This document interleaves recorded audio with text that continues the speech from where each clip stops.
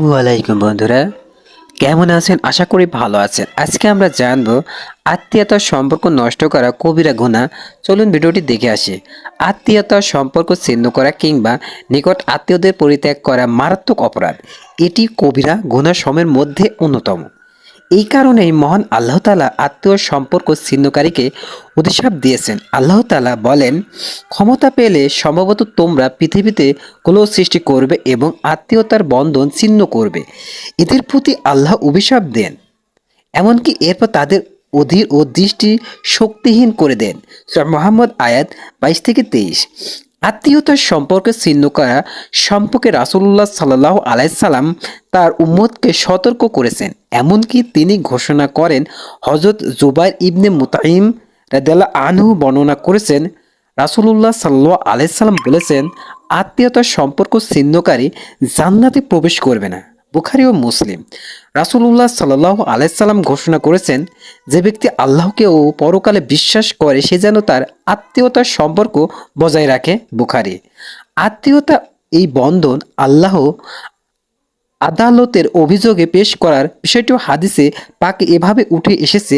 হযরত আবু হুরায়রা রাদিয়াল্লাহু আনহু বর্ণনা করেছেন, রাসূলুল্লাহ সাল্লাল্লাহু আলাইহি সাল্লাম বলেছেন, আত্মীয়তা আল্লাহর সামনে দাঁড়িয়ে বলবে, আমাকে বিচ্ছিন্ন করা থেকে আপনার কাছে আশ্রয় প্রার্থনার সময় এটা।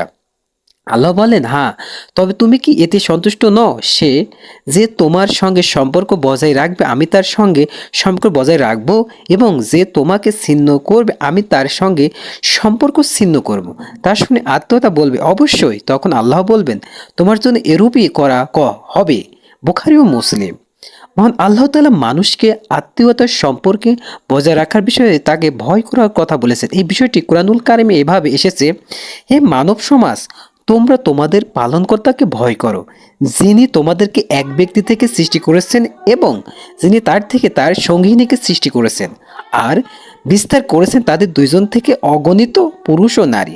আর আল্লাহকে ভয় করো, যার নামে তোমরা একে অপরের কাছে সাহায্য প্রার্থনা করো এবং আত্মীয়তার সম্পর্কে ব্যাপারে সতর্কতা অবলম্বন করো।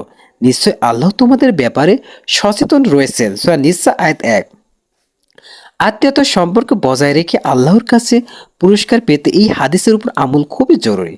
তা হলো, হযরত আবু হুরায়রা রাদিয়াল্লাহু আনহু বর্ণনা করেছেন, এক ব্যক্তি রাসূলুল্লাহ সাল্লাল্লাহু আলাইহি সাল্লামকে জিজ্ঞাসা করেন, আমার কিছু আত্মীয় আছে, তাদের সম্পর্কে যতই ঠিক রাখতে চায় ততই তারা বিচ্ছিন্ন করে, যতই সৎ ভালো ব্যবহার করি তারা ততই দুর্ব্যবহার করেন, সহনশীলতা অবলম্বন করলেও তারা বুঝতে চান না।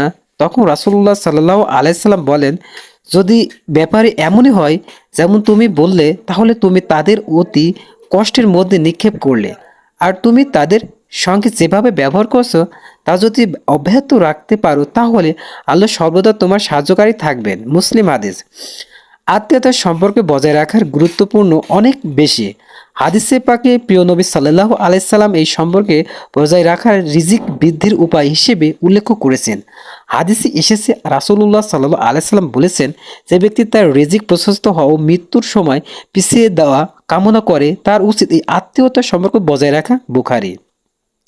তাই মুমিন মুসলিমের উচিত আত্মীয়তার সম্পর্ক ছিন্ন করার মতো মারাত্মক কবিরা গুনাহ থেকে নিজের হেফাজত করা। কোরআন ও সুন্নাহ নির্দেশনা মোতাবেক আত্মীয়তার সম্পর্ক সঙ্গে সুসম্পর্ক বজায় রাখার মাধ্যমে কোরআনের নির্দেশে বাস্তবায়ন করা, যেমনটি কোরআনে এসেছে, তোমরা আল্লাহর ইবাদত করো এবং তার সঙ্গে কোনো কিছু শিরক করো না এবং সদাই ব্যবহার করো, বা বাবা মার সঙ্গে, আত্মীয় স্বজনের সঙ্গে, এতিমের সঙ্গে, মিসকিনের সঙ্গে, প্রতিবেশীর সঙ্গে, আর অনাত্মীয় অসহায় মুসাফির, নিজের সঙ্গী সহচার এবং পথচারীর সঙ্গে, আর তোমাদের ডান হাত যাদের মালিক হয়েছে তাদের সঙ্গে। নিশ্চয় আল্লাহ তাআলা দাম্ভিক অহংকারীকে ভালোবাসে না। মনে রাখতে হবে, আত্মীয়তার সম্পর্ক নষ্ট করলে কেবল গুনাহ বা বড় গুনাহ হবে এমনটি নয়, বরং তাতে রিজিক বরকত কমে যায়, এমনকি সে ব্যক্তি জান্নাতে প্রবেশ করতে পারবে না। সুতরাং মুমিন মুসলমানের উচিত কোরআন সুন্নাহর নির্দেশনা মোতাবেক আত্মীয়তার সম্পর্ক যতভাবে রক্ষা করা এবং হারাম ও কবিরা গুনাহ থেকে বিরত থাকা। এই বন্ধন দৃঢ় রাখার মাধ্যমে দুনিয়া ও রিজিকের বরকত ও পরকালে জান্নাত যাওয়ার পথ সহজ হয়। আল্লাহ তাআলা মুসলিম উম্মাহকে সবসময় আত্মীয়তার সম্পর্ক বজায় রাখার তৌফিক দান করুক, আমিন।